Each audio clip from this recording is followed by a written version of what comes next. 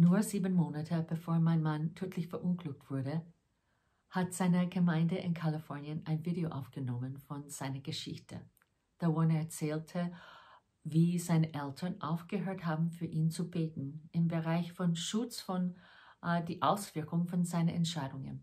Weil derzeit hat der Warren wirklich nur für Arbeit gelebt, von ganz in der Früh bis am Abend und sicher nicht für seine Familie und bestimmt nicht für Jesus.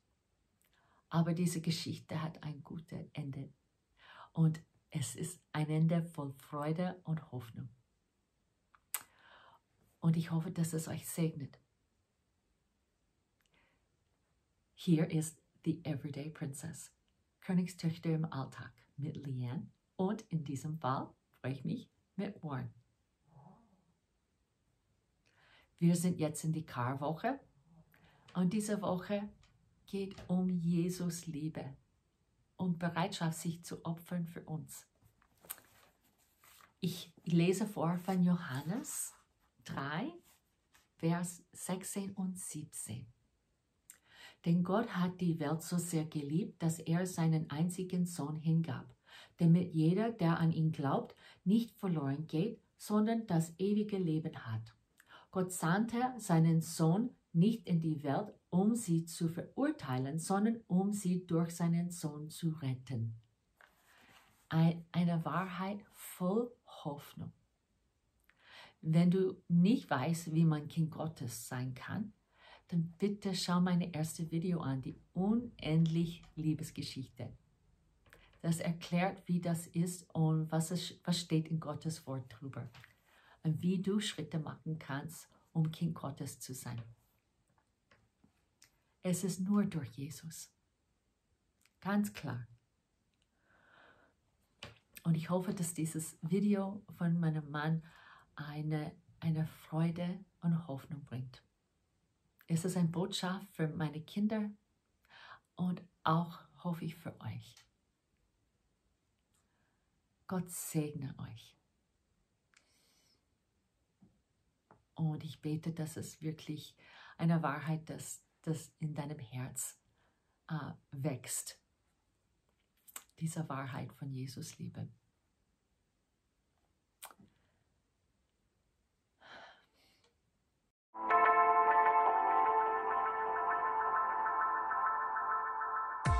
So in the spring of 1979, my wife Cynthia and I moved to Thousand Oaks. She was pregnant with Christopher at that time. He was born in December of 1979. My whole life at that point revolved around my job. I was driven back and forth to work so I could work in the car because I left at 5 in the morning and came home at 8, 9, 10, 11 at night. We had maybe a 3,000 square foot house. We bought a 5,000, 6,000 square foot house, the brass and oak kind of place. And we had a condo at Channel Islands Harbor, and our life was going great. I thought we were right on top of everything. New Year's Eve, 1980, 1981, my parents made a New Year's resolution, and they decided that they would stop praying for my protection, because they felt that they were sort of keeping me from experiencing some of the consequences of some of my lifestyle decisions.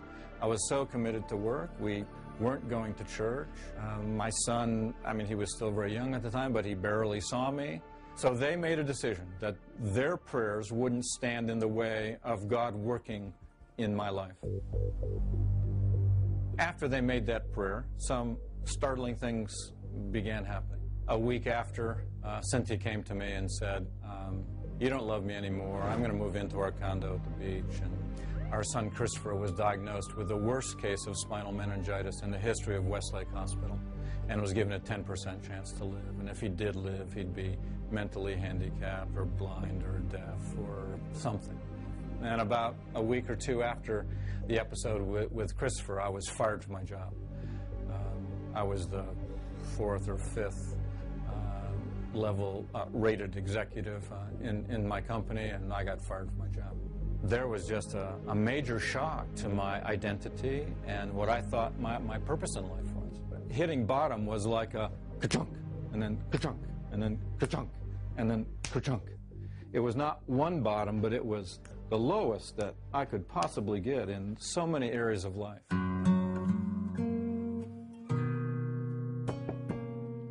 A man that I'd never met before is knocking at my door. And I open the door and he says, "Would you like to come to Calvary Community Church?" And I didn't know what to make of that, but God was leading. And so I went to Calvary that next Sunday, and God started working on my heart. At that point in my life, I couldn't remember ever crying. I'm sure I did as a small child, but it was one thing we didn't do as men. But that first week in Calvary, the tears started flowing down my face. And I was so embarrassed, I just ran out of the church. I didn't want to talk to anybody. I didn't want anybody to see the tear tracks on my face. But I knew God was at work. And this continued for a total of 6 weeks. At the end of every message, I was just reduced to weeping.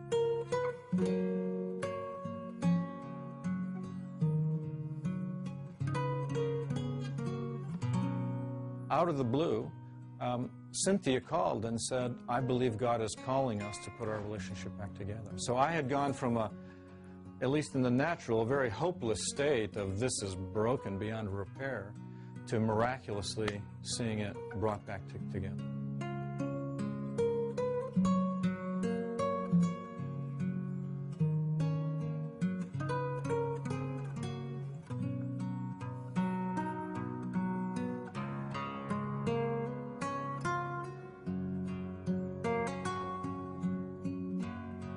God has numbered our days. We don't know what that number is, but we need to live wisely every single day. There's no such thing as a wasted day, a wasted moment.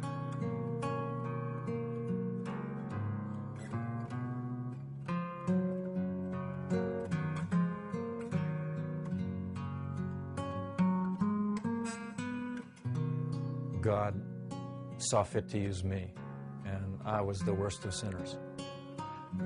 Yet God said, "Return to me, because I have plans for you." Not plans for your destruction, not plans for evil, but plans for good, beyond anything you could hope or imagine.